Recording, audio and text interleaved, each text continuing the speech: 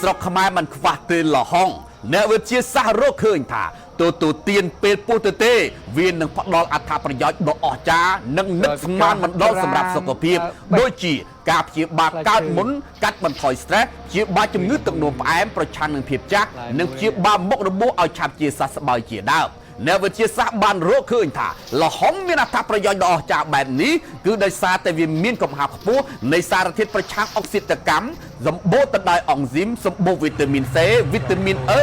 និងវីតាមីន A សម្បូរជាតិសរសៃនិងសារធាតុផ្សេងទៀតរួមមានដូចជាម៉ាញ៉េស្យូមនិងប៉ូតាស្យូមជាដើមហើយបើទទួលទានពេលពុះទៅទេទៀតគឺកាន់តែល្អ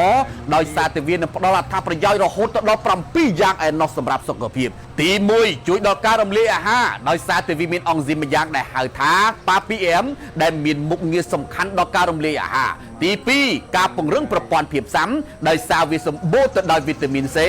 ដែលជាសារធាតុចិញ្ចឹមជួយបង្កើនមុខងារប្រព័ន្ធភាពស៊ាំដើម្បីការពារជំងឺនិងការឆ្លងមេរោគផ្សេងទី3វាអាចជួយគ្រប់គ្រងជាតិស្ករ